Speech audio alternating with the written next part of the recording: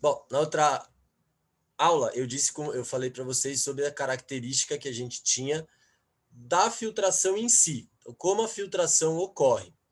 Agora a gente vai entender como ocorre a osmorregulação, ou seja, a característica que nós temos relacionada ao volume de excretas nitrogenadas, e vou fazer um apanhado geral sobre os tipos de excretas que existem, tá? Então, as características dos tipos de excreta que existem. Bom, basicamente são 3 excretas, tá? Amônia, que, como eu disse, muito tóxica e muito solúvel em água. Ácido úrico, pouco solúvel em água e pouco tóxico. E a ureia, que é parcialmente solúvel, tá? E pouco tóxica. Então, assim, numa escala eu tenho amônia, ureia e ácido úrico em relação à toxicidade. Então, a amônia é muito tóxica, a ureia mais ou menos, e o ácido úrico praticamente insolúvel. E praticamente não é tóxico. E enquanto a solubilidade, amônia muito solúvel, ureia parcialmente solúvel e ácido úrico praticamente insolúvel. Então, são as duas condições. Toxicidade, né, o quanto tóxico é, e solubilidade, tá? Então, a homeostase é a capacidade de controlar o seu equilíbrio entre as células. Então, para manter isso, né, nós precisamos eliminar resíduos, o dióxido de carbono precisa sair através da respiração, né? Capturar, capturar a glicose através da retirada do músculo e do fígado. Então, todas essas características, elas devem ser locadas em 2 situações. A primeira, relacionada a resíduo. A segunda, relacionada a metabolismo. Por isso que a gente chama de osmorregulação, tá? Então, manter a função da homeostase requer 3 processos. Então, primeiro, osmorregulação, que é regular a quantidade de água e sais, para manter o equilíbrio da osmose dentro do nosso corpo. O segundo, o equilíbrio ácido básico. Por quê? Porque você tem na respiração, quando você captura oxigênio, você alcaliniza o seu sangue.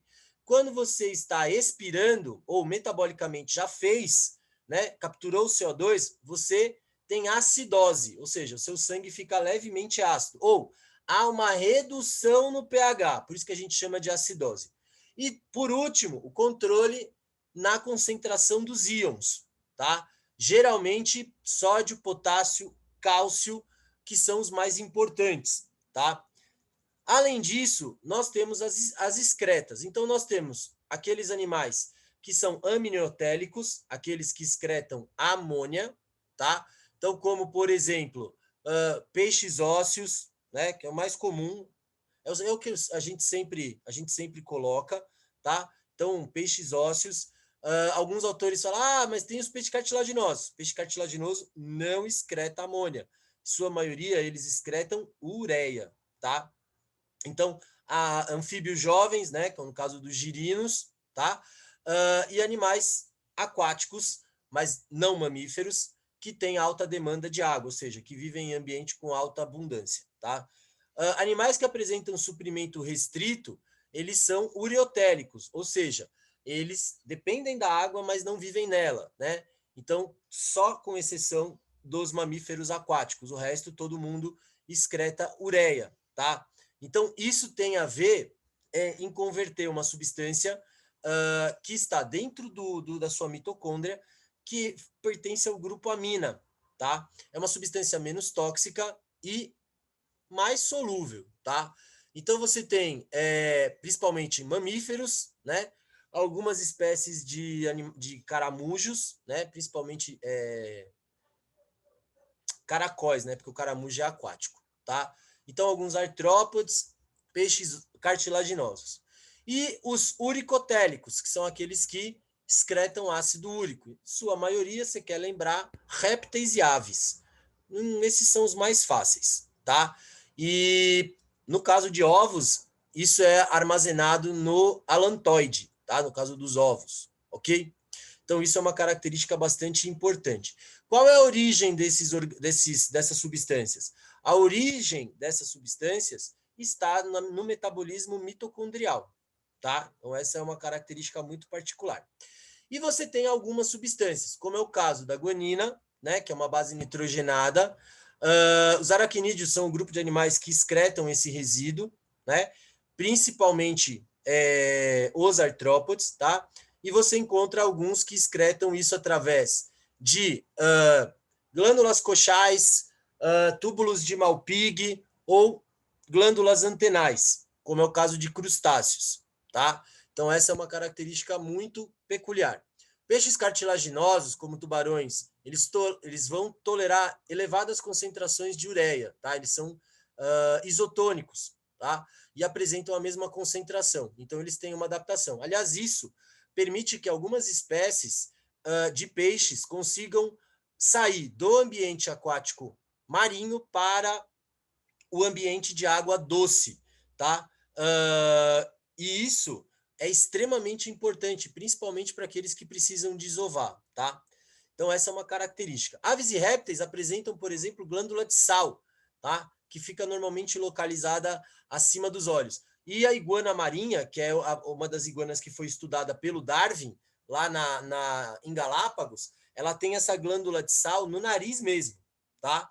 Que é uma adaptação fantástica desse bicho, tá? E a regulação ácido-base em relação à sua respiração, tá?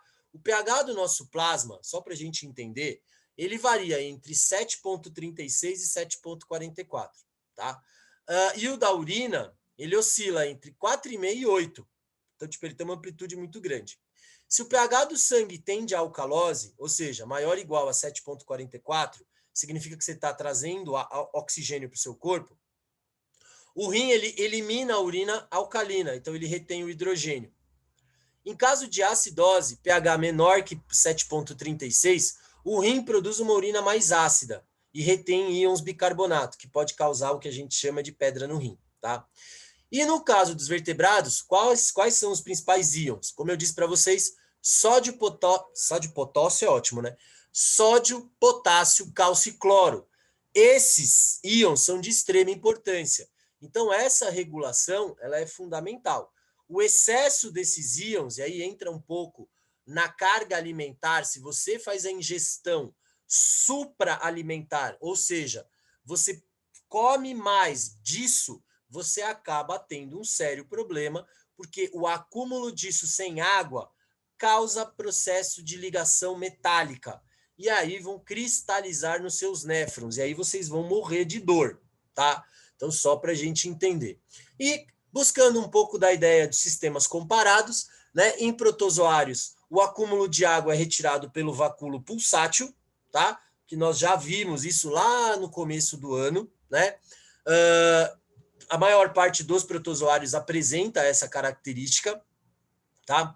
Poríferos e quinidários não têm sistema estruturado, mas excretam o metabolismo através das células por difusão, então a excreção deles é para fora, ela vai pela água, tá? E aí entra o que eu expliquei para vocês. Plateumintos, eles têm protonefrídeos, que são, na verdade, nos plateumintos, as chamadas células flama, principalmente nas planárias, que é o bicho mais estudado. Nos nemateumintos, você tem as chamadas células em H, né? Então, aqui eu já estou dando perpassando as estruturas e o que fazem, tá? Anelídeos e moluscos apresentam os chamados metanefrídeos, tá? E, no caso dos anelídeos, eles ainda têm uma estrutura mais complexa ainda. Como eles são animais celomados, e o celoma é prenúncio de estrutura, porque o celoma, dentro da embriologia, ele tende a originar a estrutura excretória, ele tem, em cada segmento da minhoquinha, ele tem uma estrutura, ele tem um nefrídiozinho e ele tem um funil, né, que é o nefróstoma, né, em forma de funil, que se abre na cavidade celomática. E excreta isso através de um poro, chamado nefridióporo, tá? Então, esse funil serve como estrutura de entrada do líquido celomático, passa pelo metanefrídeo do anelídeo e do molusco e sai através do nefridióporo. Então, isso já é uma baita vantagem evolutiva. Então, o bicho consegue controlar com muito mais eficiência o seu metabolismo, o seu metabolismo o seu metabolismo nitrogenado, das excretas nitrogenadas, tá? Os artrópodes têm túbulos de Malpighi, no caso dos insetos, né? e, em sua maioria, excretam ácido úrico, porque são animais estritamente terrestres, né? E tem uma independência da água muito importante. Em alguns insetos você tem glândulas verdes, né? Chamadas de glândulas verdes, ou glândulas antenares. Você tem animais com glândulas mandibulares, ou seja, eles excretam essas estruturas, tá? Eles têm a hemolinfa, que é um pigmento que eu expliquei na outra aula sobre sistema circulatório, tá? E no caso dos aracnídeos, eles têm as chamadas glândulas coxais, tá? Então, essas glândulas coxais, elas estão no cefalotórax desses animais.